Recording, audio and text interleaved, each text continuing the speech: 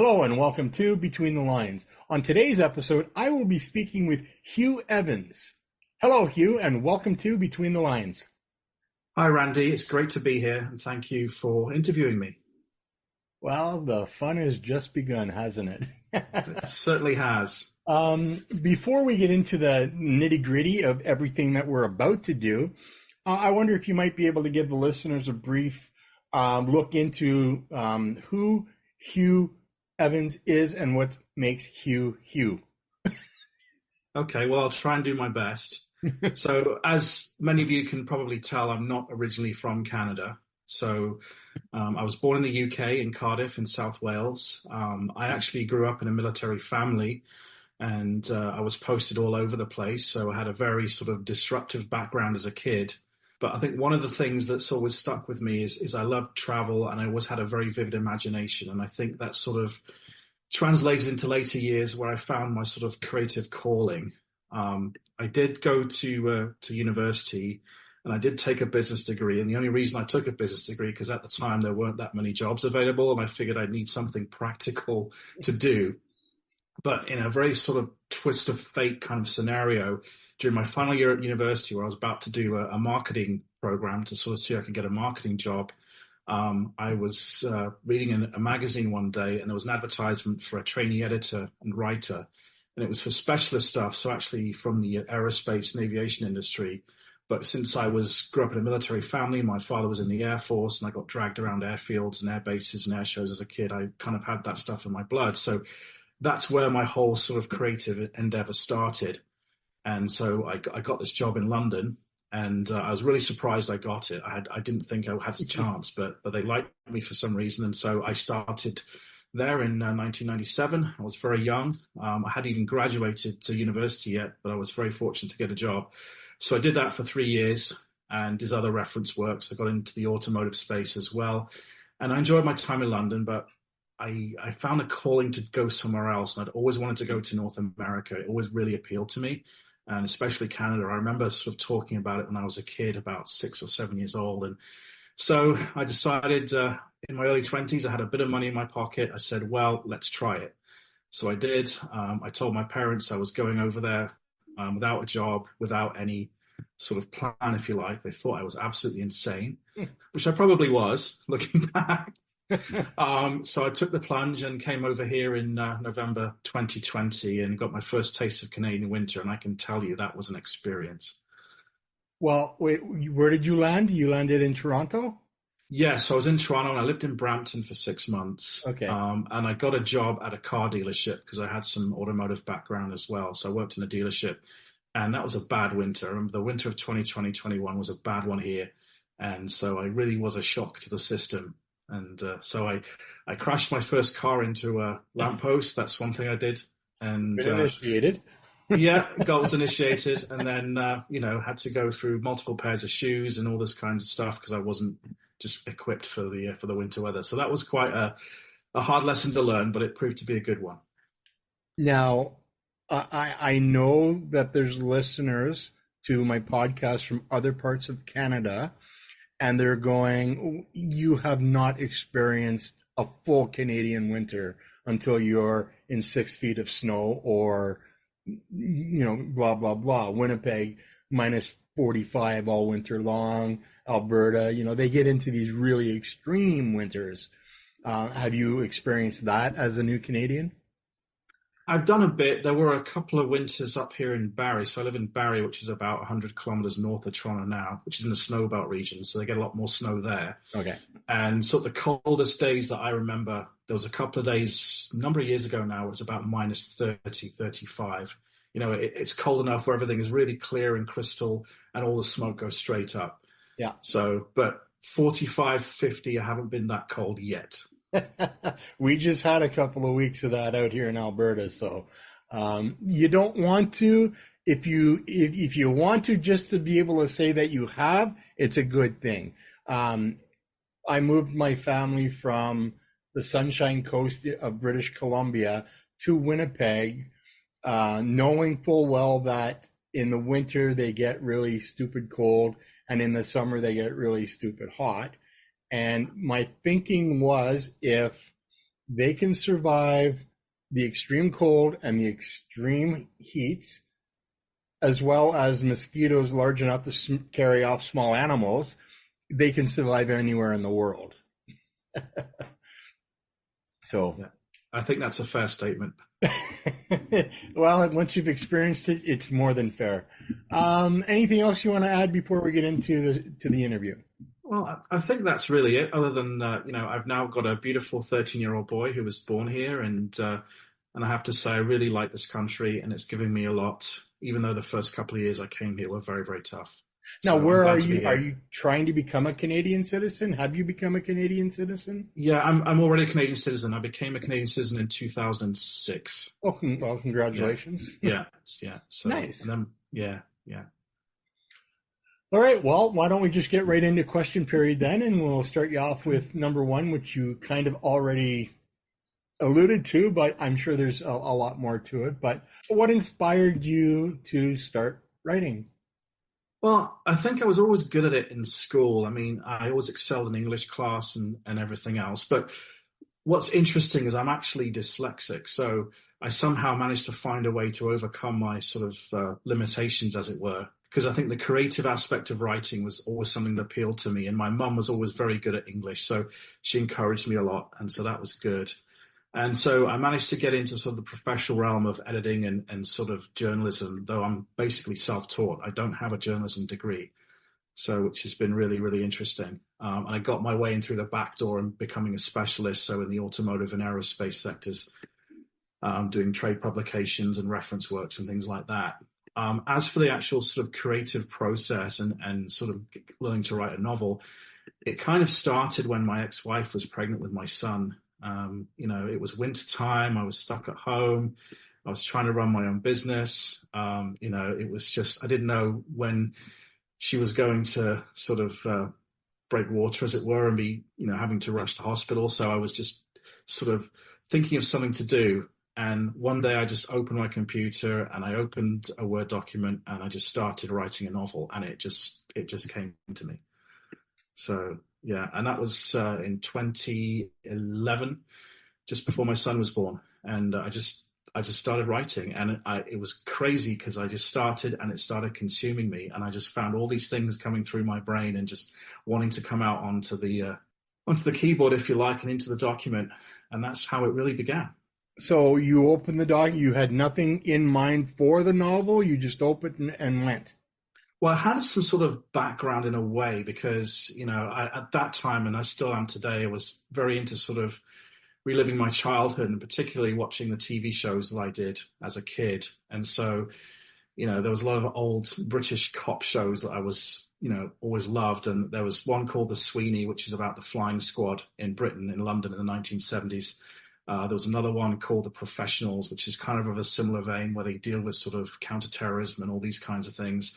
And there was one that came after that called Dempsey and Makepeace. And I just really loved those shows. I don't know why, but they just kind of really resonated with me because they were tough, they were gritty, they were exciting. And I loved the dynamics between the lead characters. And so I thought, wouldn't it be great to kind of have that kind of story and put it with a twist? And at the time as well, I'd been watching a show called Life on Mars, which was another British show about time travel, about how a policeman in the 21st century ended up back in the 70s. And I thought, well, if you combine all these things together, I thought it'd be something really, really interesting. And for me, it was really a sort of an outlet, if you like, a sort of a personal enjoyment or release from everything that was going on at the time. And that's kind of how it started. Okay. I see. I can follow that thinking. Speaking of British shows, I just finished watching a crime show from Britain called New Tricks. Yes, I know it. Yes, yeah. I love that show. Yeah, it's a really good show. And actually, one of the guys who was in that show, one of the actors, Dennis Waterman, he's passed now, unfortunately, but he also used to be in The Sweeney as well. He was one of the two main characters in The Sweeney. So there's a connection there to one of the shows I watched as a kid. So I can't remember. He was the guy with sort of the straight hair and sort of used to drive the flashy car. Okay. Yeah. The womanizer. Basically, yeah, I think so. Jack was his name, yeah. I think? I think so, yeah, maybe. Okay. Yeah, no, that was a really good show. Yeah, I enjoyed that too because some of those guys were icons when I was a kid. So those actors, so it's good to see them again, in a show. So yeah. And so that's kind of the genre you write, or? Yeah, that's kind of sort of what I'm focused on, and I just really enjoy that genre, I think, and there's just a lot of scope to do some really cool stuff with it. Nice. How much research did you put into it before you started writing, or was there any? There was quite a bit of research because obviously I'm a child of the 1980s. I grew up in the 1980s, and then part of this book is set in that period of time. So I wanted to make sure I did a lot of research on that period, and I'm lucky in some ways that I have a photographic memory, so I can still recall a lot of things from my youth.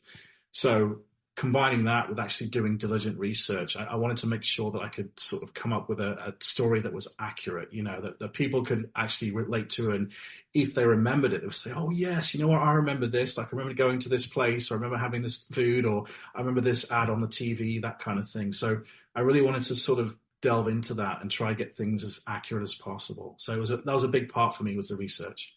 Nice. I don't necessarily have a photographic memory, but I've been cursed with a good memory or blessed with it, either way you want to look at it. How do you approach the writing process? Yeah, that's very interesting because I think it's very personal. So I think for me is I kind of like to sort of be in a certain frame of mind. I think there's certain days where I can feel it sort of going through me, and days where I'm inspired to write, and I'll just sit down and do it. So that's usually what happens. And I think there's other days when I just don't feel like doing it. And I think in those circumstances, you just need to sort of listen to your intuition and say, well, you know what? I'm not going to do it today. But there will come a day when you sort of feel inspired to do it. And that's basically how it works for me. And then once I start writing, I usually keep going. And before I know what's happened, an hour or 2 hours have gone by. And that's when I sort of feel really in the groove. So that's kind of how I look at it. And I think my advice is to sort of don't fight it. So you'll feel it when it's there, and you'll feel it when it's not. I think just work with it when you feel inspired to write. But those days that you don't feel inspired to write and you carry on with your normal, regular daily routines or businesses or whatever, are there ever moments of or flashes of inspiration where, oh, I need to write that down? Yes, definitely. And sometimes they come unexpectedly, and sometimes they can come from something else. You're working on something completely different, but there's something that will trigger you and think, oh yes, I must remember this. Or sometimes what I might do is when I finish that task, I might go back to the book and say, you know what, I need to write this. I need to write some more and put this in there. So that definitely happens. So do you carry a notebook per se with you, or you jot it down electronically on your phone, or? Usually what I do is I have like a piece of paper or a small notepad. Okay. And I find those are absolutely golden because, as soon as a thought comes into your head, you write it down. If you write it down, chances are you'll complete that task, or it will happen, it will come true. So I think a notepad is really, really important. But if you have a photographic memory, or does it work like that? It doesn't quite work like that. I think it's just certain events or certain things that I've experienced in my life. They just have this picture, this crystal clear picture, and some others don't. So it's a bit selective that way. Okay. But there's certain instances that really kind of stand out, I think. And that for me, that's just how the photographic memory works. And they're etched into my mind. So I can go back there and I recollect, and I can see things and feel things and remember things. And that's how it works for me. Yeah. To me, the idea of a photographic memory is that it is based on something that you've actually seen with your eyes that registers to your brain, rather than something in your brain that just stays there. Yeah, I think it is. I think it's like an image or something that you do that kind of a sort of visceral experience, if you like. Yeah. And for me, it gets stuck and etched in my brain, and then it's there. But when I think about it, all that stuff keeps coming back. So I remember the day, I remember the time, I remember what I was experiencing, what I was feeling. It all comes back. So that's how it works for me. Oh, interesting. Yeah. Wow. That could be a very busy place up there. Some days it can be. I will definitely say that. That you're on the borderline of sanity and insanity, I would imagine, at some points. Next question. Who are some of your literary influences? There we go. Yeah, this is a very interesting question, and thanks for asking this one. Mine are sort of very varied, I think. So when I was a kid, I used to read books from famous authors like J.R. Tolkien, obviously The Hobbit, The Lord of the Rings, and things like that. I was big into that. But I also used to read other stuff as well. And I think one book that really strikes me to this day it's a book called As I Walked Out One Summer Morning. It's by English author Laurie Lee. And it's basically almost like an autobiographical sort of experience about him leaving his home and traveling out to the big wide world and ending up in the middle of the Spanish Civil War. And so that really struck a chord with me when I read that book. And I think it somehow sort of inspired me in my own life to kind of venture out from the safety of home and try out new things and kind of just push the envelope, if you like.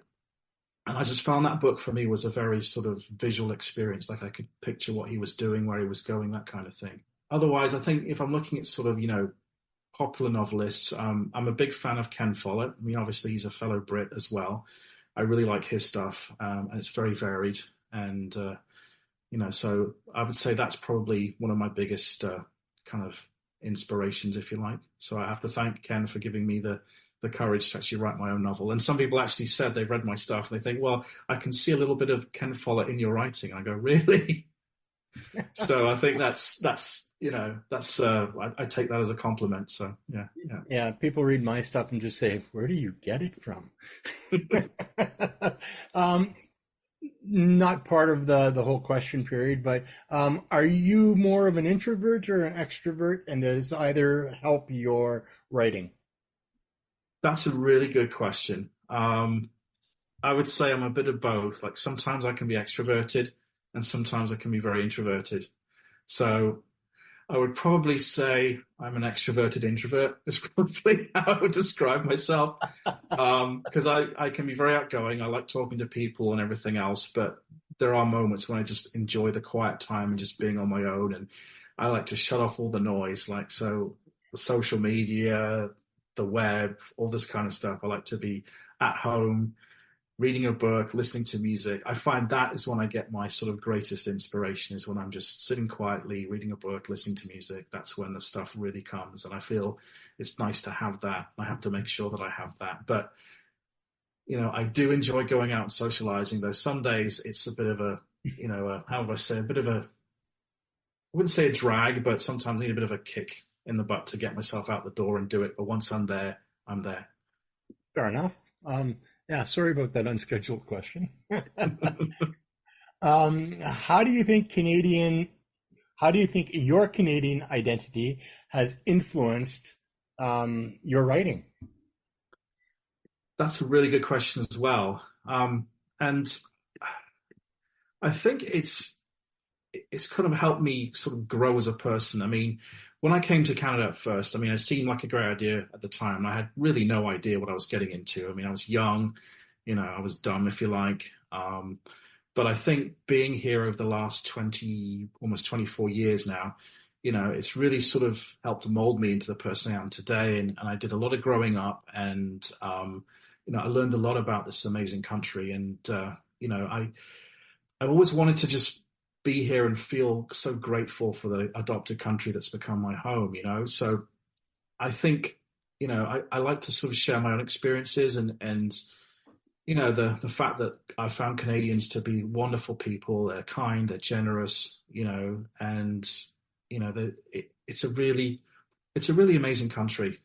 I think there's a lot to be said about Canada. I think there's a lot of other countries can learn about how things work here because I find things work here. I mean, even when, get all the doom and gloom on the news and everything else and people complaining about this and that, this country does work. And I think it's worked for generations and it'll continue to work for generations to come. And that's kind of the message that I want to kind of get out there. And if people can sort of share that experience with me and they can sort of share that with others, I think that's just so important. And, as I said, I'm proud to be a Canadian. Was it easier for you to come to Canada being part of the Commonwealth than, say, like a country that wasn't part of the Commonwealth? Actually, I would say no. It's a hard and difficult process. I applied as a skilled worker, but I had to make sure that my skills matched those that the government and the country was looking for. And I've spoken to people and I've heard stories that sometimes it can take years and years and years before people get their application approved. So it's not an easy process by any means, but in my case, it has been worth it. Now, I recall reading somewhere recently that there is a group of people trying to make it so that the UK, Canada, Australia, and maybe a couple of other Commonwealth nations don't have to have a passport or, special circumstances to go to school in either place. They can just interchange as if it was part of their own country. I think that's a great idea in concept. I do like it. I think sort of the only thing is how can you execute that practically? Given the issues regarding security and conflict in the world today. So I think that's the biggest problem. I mean, I think if there's a sort of a preferred streaming program, or a quick, fast track program, if you like, I think that's something that would be good. I think the question is like many things, great in theory, but how do you apply it in practice? Right, just like democracy. But right. We won't get into that. What themes do you often explore in your writing? Yeah, so I think certainly in what I'm currently working on, obviously with my current novels, one of the big things is sort of self-discovery and, sort of finding what's inside you, like finding out what you're truly made of. Because again, growing up, I was not always the most confident kid, and I struggled with all kinds of things in school. I struggled with bullying. I struggled with, trying to get things done and believing that I could do stuff. And I think one of the core themes in my work is to have that sort of vulnerability, if you like, and that insecurity and looking for ways to overcome these issues and blossom into who you truly meant to be. And my key protagonist is exactly that way. I mean, he discovers something about himself he had no idea about and ends up in a different world and realizes he has skills and he has abilities that he never knew existed. So I think that's a key theme for me. And I think another one is just the importance of belonging and having a family or a group or a team and having that support, because I think that's something that we all seek in life. And, sometimes we're not always aware of it. Sometimes we're forced into working with people we don't know or trying things we don't know. But I think if we're able to embrace that and appreciate it, I think we're better for it. Yeah, there's some truth to that. Every time I discover something new about myself, I find a new kind of trouble to get into. Well, there's always that, right? Yeah. And I'm very good at that. We can talk about that later. How do you... I'm sorry, I'm laughing now. How do you handle writer's block or creative slumps? Yeah, that's a very good question too. And I think it's something that all writers suffer from. And you get to that sort of, funk where you can't do anything. You just sit there at the screen or sit there at the typewriter or however you choose to do it. And you're like, nothing's coming to me, nothing's coming to me. So my sort of biggest cure for writer's block is to go outside, go for a walk in nature, kind of connect with the earth, if you like. I think that's a really big one. And I find exercise can work as well. I think when you exercise and you get those endorphins going again, and that can be sometimes a great way to cure the writer's block. And another one as well, I find, is travel. Like if you change your environment, even if it's only for a few days, I think that can be a big one to sort of overcoming that sort of, stuck in a rut, like I can't do it or anything else. I find travel can be very inspirational to overcoming writer's block. Do you have a specific place that you continually go to write? It's you do nothing else there but write? No, I'm kind of more of an ad hoc kind of person. I'll just find a spot wherever I can.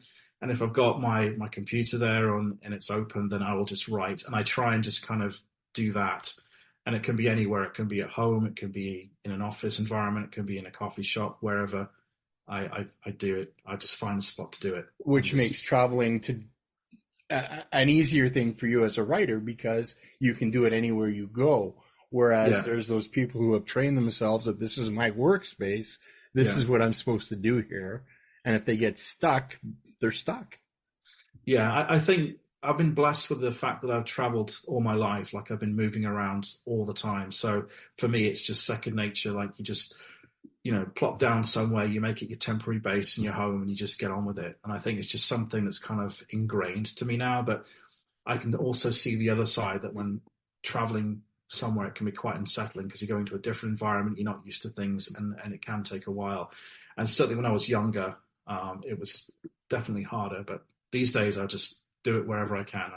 I'll find a spot. There's a clear space. I can sit down. Let's go. I've heard other people say that just change your focus at that moment instead of, what you've been trying to work on. Change your focus, go do your dishes or listen to music or watch TV, get your mind off of what you're working on, and then it'll come back. Yeah, I think that's a really good piece of advice too, because often that's what happens when we try and focus on something too hard or we're pushing too hard. It just isn't going to come. It doesn't matter what we do, it's just not going to happen. And so if we can take ourselves away from that task, focus on something I think completely different, then you're right. I think it often comes back. And I've had situations like that too. I've been stuck there trying to think, I've got to get this chapter done. I've got to get it done. Nothing's coming to me. What am I going to do? And so I'll get up, I'll go out for a walk for like half an hour. I'll come back, I'll do the dishes, I'll clean up the kitchen, I'll sit back down again, and then boom, I write 2 chapters instead of 1. There you go. That's happened to me before. So yeah, definitely. What do you think sets Canadian literature apart from other national literatures? Well, I think Canada's a very unique country. And sort of coming from the UK, you didn't hear a lot of news about Canada generally. When stuff was about North America, it came from the US, which I think is the world's greatest noise generator, like just constantly, and I think I'm applauding you for that. And then coming to Canada, I sort of found that my perspective on the world changed, and I realized that there's more to North America than what you see in the news and media and TV and movies and all that kind of stuff. And being here is very different to what my viewpoint was before I came here. And I think Canada's given the world some great authors. I mean, obviously, 2 of my favorites, Michael Ondaatje and, Margaret Atwood, for example. But I think that Canada has a lot of things to share with the world. I mean, it's a place where people, make things out of almost nothing because it's a big landmass. There's a lot of open space here, and I've heard tons and tons of stories about how people came here with nothing, like myself, and they built a life for themselves and for their families. And I think that's a real part of what Canada is and who Canadians are. And I think the whole idea of sharing and growing together and cooperating, that's another good thing that Canada's given the world. And I think that's reflected in Canadian literature a lot, and that's just my take on it. And I've actually started reading books by Chris Hadfield, a famous astronaut. So, because obviously he has an aerospace background and I can kind of relate to the stuff that he's writing. And from what I've read so far, it's really resonating with me. So, I think Canada has sort of some very unique writers, and I think it has a unique culture which allows their message to kind of get out to the world. And I think in some respects, Canadian writers have more of an individual presence as people than perhaps American writers do, even despite all the stuff that comes out of the US like constantly. So the characters you create or the settings that you create in your stories, are they set in Canada or are they set elsewhere? Yeah, so obviously being a Brit originally, and getting into writing for me was kind of revisiting my childhood. So most of what I write is set in places that I've been. So, for example, my current novel, the one that's out right now, Retrospective, well, that's set in London in the UK, because that's where I spent time. I worked in the UK before I came over to Canada. And I wanted to kind of, revisit my youth and kind of, share my stories as part of the novel. So that's kind of an important thing for me. But what is also important is travel. So as my series of books progresses, the horizons expand and they go to different parts of the world.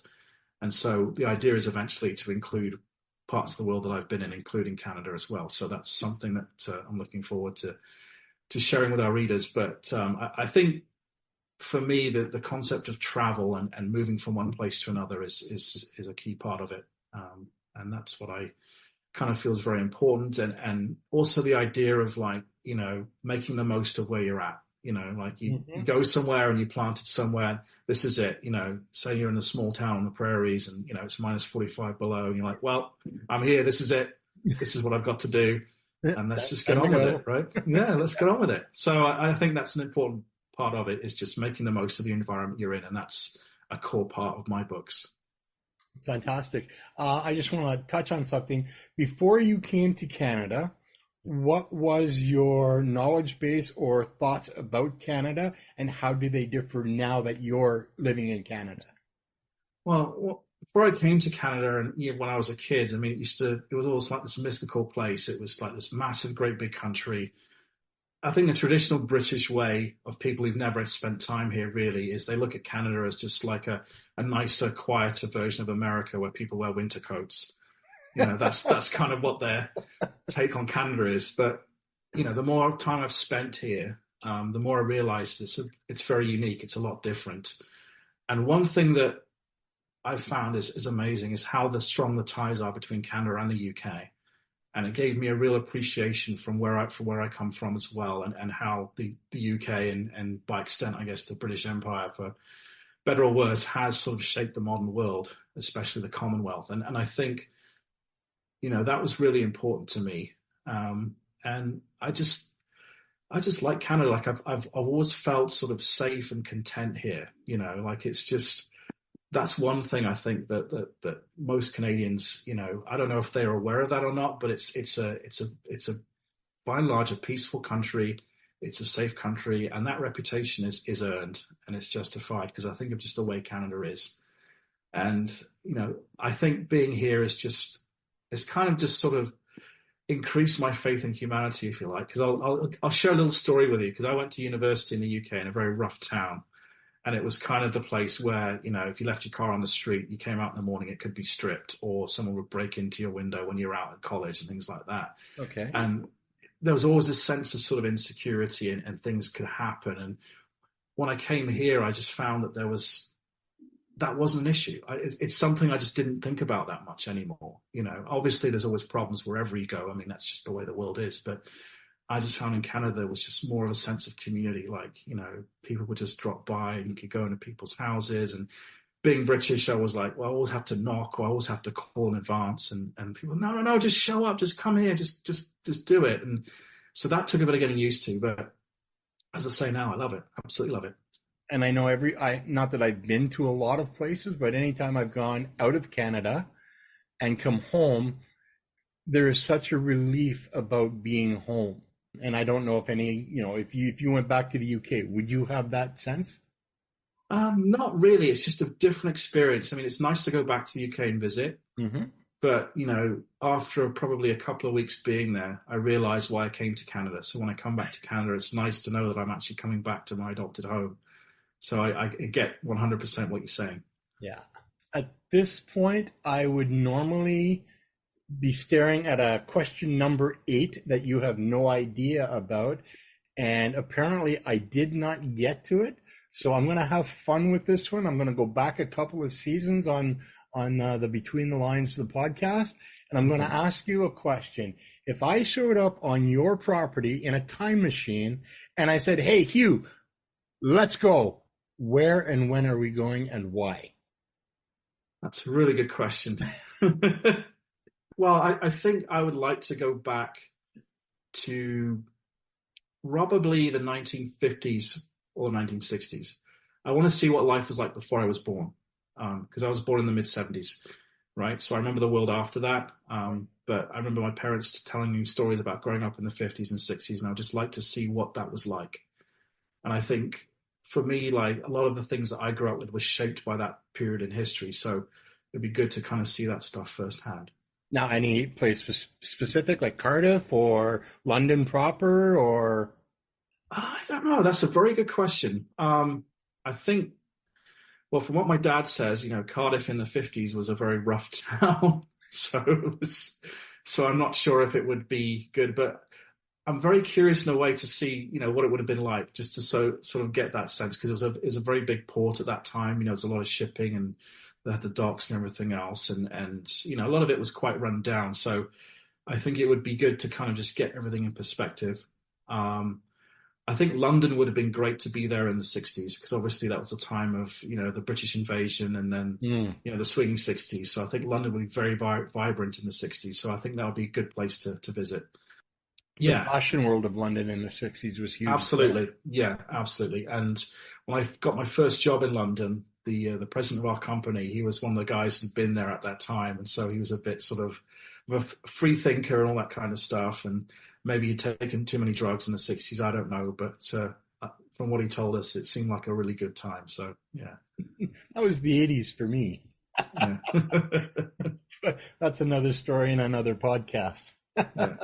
um, what advice would you give someone who says or believes that, well, they can't write at all, but want Well, to? well, first I'm going to be a bit harsh. Let's say that's absolute rubbish, because I think we all can write, and I think we can all do what we put our minds to. And I think that's the key thing, is we have to sort of transform our thinking, and we have to overcome these sort of, limiting beliefs and sort of negative biases, if you like. And I think if we really want to do something, we'll find a way to do it. I mean, I look at myself. I mean, I'm dyslexic. I shouldn't be writing, you know. And from a teacher of mine, when I met him years later and I told him what I was doing, he says, "You couldn't bloody write. You couldn't even bloody spell in school." And I says, "Well, look at me now. I've got published books, and I write magazine articles and do all this kind of stuff." So I think just if it's something that you want to do, just go for it. You'll find a way to overcome it, And I think half the time we just don't give ourselves enough credit. So if someone says, "I can't write, but I want to write," just follow your gut, find a way to do it. And look for a mentor, look for someone to help you too, because there's tons of writers out there. A lot of them are willing to share their time and to help other writers, because again, we're a community. So just go for it. And as I said, people can reach out to me personally if they want tips, or they figure out they're struggling and they want to find a way to kind of write their thoughts. I'd be happy to do it. Well, you might be hearing from me in the future. Nah, you might be. Who knows? But that question was brought about more for poetry, but like, because I couldn't write a poem to save my life, but I really believe, like you do, that anybody can write, and Yeah, it starts with one word and advancing from there. yeah, But don't be afraid to put that one word down. yeah. No, I absolutely. And I think I used to write poems in school all the time, Yeah. and just enjoy doing it. And I was lucky; I had an English teacher, and his name was Mr. Sargent, and he saw the benefit in that, and he encouraged me to do it. And so that's kind of probably one of the ways that I started actually properly writing. And but yeah, just say go for it. I'm going to give you an opportunity right here. This is unscheduled, unplanned. It just popped into my head, and it's something I used to do. But if you could have the opportunity right now to thank anybody for what you're doing with your writing right now, and they were listening, what would you say to them? I would just say thank you for believing in me and taking a chance in me. And I think there's three people in particular I really like to sort of say thank you to. One is my mother, obviously, because she encouraged me, and still does to this day.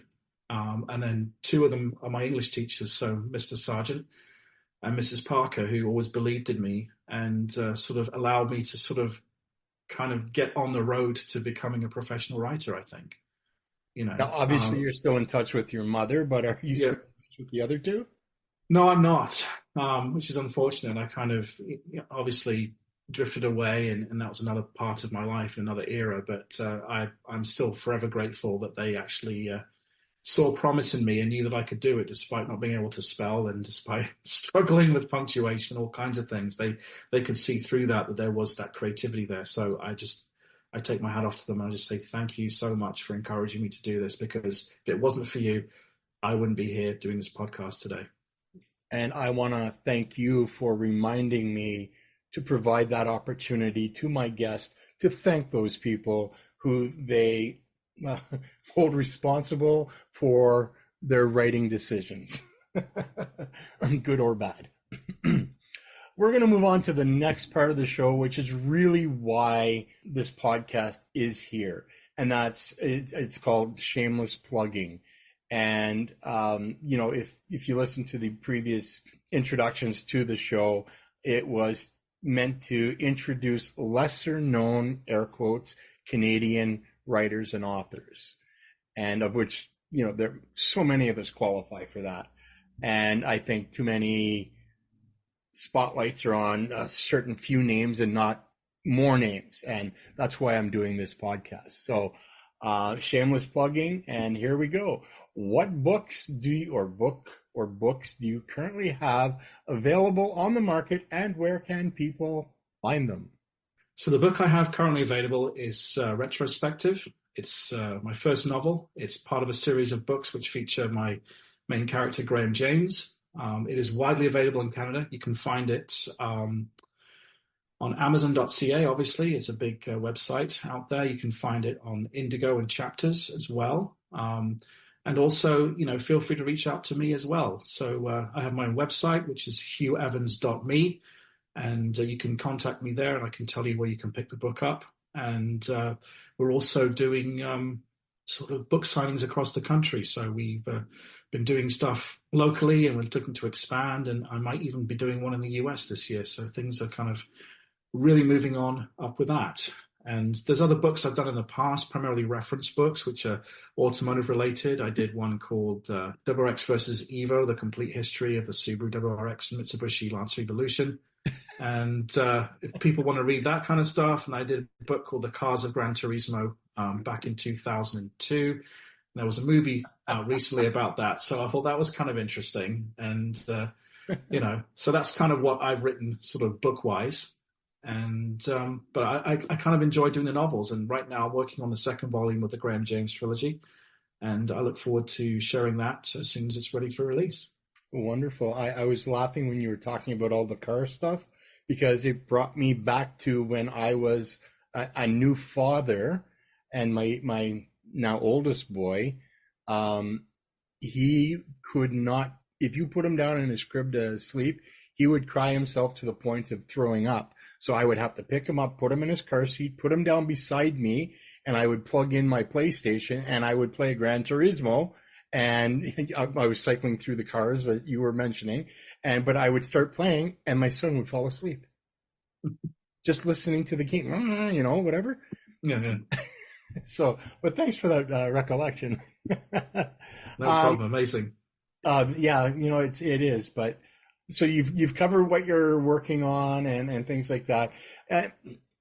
If you had to choose one of anything that you've written, book, article, poem, or whatever, which one would be your favorite and why?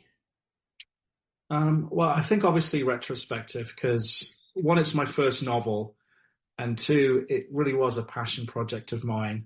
And to be honest, I never thought it would get published. I thought it just did it for myself. It's my own sort of self-gratification. Now, was that traditionally published? It was done through a hybrid sort of publishing model. So I work with a company called the Awakened Press. It's founded by a Canadian girl. Her name is Lindsay Allison, and she now lives in Arizona. Okay. She married an American, but she sort of took the bull by the horns, and she read my manuscript and loved it and said, well, we think we can really make this work. And I'll tell you, it's been an amazing journey. And to just see my book published and see people out there reading it and getting reviews on it, I mean, it's just been absolutely amazing. So I'd say out of all the stuff that I've written, I mean, the car stuff is good, and I'm a bit of a motorhead, and I'm passionate about cars and all that. But I think the novel is really sort of my favorite, and I'm excited to see where this world goes. And I'm enjoying the second volume that I'm working on now. It's going to be a trilogy, so there's going to be 3 books in the series. And we're also looking at doing an expanded universe. So there's just like almost endless possibilities. And nice. I'm excited. Nice. You went a little bit into where people can find you, but for more clarification, can you tell us again, and more specific, and even spell it out if you have to, where can people connect with you the best? Yeah. So probably the 2 best ways to connect with me, one is via my website, which is huwevans.me. So that's HUWEVANS.me, M-E. You can also email me at huwevansbooks@gmail.com. So that's HUWEVANS books@gmail.com. And those are probably the two best ways to get a hold of me. Okay. Now, you said your books are available on Amazon. Do you have a Amazon author page? I certainly do have an Amazon author page, so people can, check out me there, learn more about me. And Well, not if they only that, want they to, can follow you, and then anything new you've got coming out automatically notifies them. exactly, yeah, yeah, yeah, So take advantage of that, folks. yeah, absolutely, yeah. That's wonderful. You're excited about your writing future? I think so. I mean, I just really enjoy it, and I just hope that I can share my enjoyment with my audience, and I just love to connect to people and see what their experiences are reading the book. And I'm grateful that a lot of people have so far said they really liked what I've been doing, and they want to see more. So I'm under pressure now to continue writing. So I think that's a good thing. Do you feel the pressure? A little bit, but It's daunting. That's a bit daunting perhaps, but I know there's expectations now that have been set, you see, so we've got to try and live up to the expectations. So I think that's the key part of it. And I want to make sure that future volumes that I do sort of match the standards set by the first one. So I think that's the key. But as I said, I love it. I enjoy writing. I enjoy the stories that I create, and I love sharing them with people. So, yeah. And I think that is the key, is that you have found something that you really enjoy doing. A lot of people get involved with things that they're expected to do because they have to do, but this is something that you're doing because you love to do it. Exactly, 100%. And I think when you're lucky enough to find that, find something that you truly love, everything else kind of just falls into place, Yeah, absolutely. So in Huw, in closing, what would you tell anyone who might be too afraid to take something that they've created, or a writing thing, and take the chance on being published? I would say one is just don't be afraid. We all have fears, and we all have this idea that, no one's going to read it. It's not going to be good enough. We're going to be rejected. But at the end of the day, just go for it. Just confront your fears and take a chance. The worst thing anyone can say is no, right? And then the thing is, ultimately, you keep persisting, you keep going with it. Eventually, somebody will say yes, and somebody will like it. So based on my own experience, I would just say, go for it and never be afraid to take anything on. And as I said, if you've got any questions or anyone wants to reach out to me, I'm always here to help as well, because I know what it's like when you're first starting out and you're thinking, oh my God, no one's going to read this. What on earth am I putting together? Everyone feels that way, but go for it. And chances are, if you just keep following your belief and following your faith and just not letting those negative thoughts get in the way, eventually you'll succeed. I think I've experienced this. At least I can't say this for everybody else, but I can only imagine some of the worst praise that we can get about what we do comes from those closest to us, because they mean the best for us. Yeah, I think there's a lot of truth in that. And I kind of went back to when I came to Canada and my parents said, "What are you doing? You're mad. You're crazy. It'll never work." And my friends saying that, but I did it anyway, because I had a belief in myself that I could do it. And I think sometimes those closest to us, I mean, they're very well-meaning and they do it because they love us, but they don't always necessarily understand who we are and what we're trying to do. And I think ultimately, at the end of the day, we need to be aware of that, and we need to follow what's in our hearts and what we want to do. And I think when we do that, that's when things fall into place and things align. And I think where we kind of get off track is when we sort of listen to other people and we spend too much time focusing on other people's opinions and less time focusing on ourselves. At the end of the day, it's our decision, and we need to focus on what's right for us. So I think that's the key to doing it. And even though our families and our friends might sometimes talk us out of doing something because they think it's crazy or they don't understand it, we need to listen to our gut and follow what our gut tells us. I'm not sure if this is a line from a movie or anything, but you got to do what you got to do. 100%, right? Yeah. Couldn't say it better myself. Huw, this has been insightful. This has been fantastic. Thank you for agreeing to come onto the show and speaking with me. And all the best to you in the future. Well, thank you, Randy. It's been an absolute pleasure. And that's a wrap for another episode of Between the Lines, the podcast. I want to extend my heartfelt gratitude to each and every one of you who tuned in today. Your passion for literature and the written word is what makes this journey so extraordinary. But before you head back to the world beyond our literary haven, I have a quick favor. If today's episode resonated with you, help spread the word. To explore more about me, or read the blog, or hear all episodes of Between the Lines, head over to www.therandylacey.ca. If you believe in the magic of writing and want to be part of the Between the Lines community, show some love by clicking on the Buy Me a Coffee button in the top right corner of the page. Your support, no matter how small, helps me bring fascinating conversations with talented authors and writers. Your support is crucial to keep this literary ship sailing. Please consider subscribing to be notified of any news about future content. If you have any questions, comments, or are interested in being a guest, email me at randy.btlpodcast@gmail.com.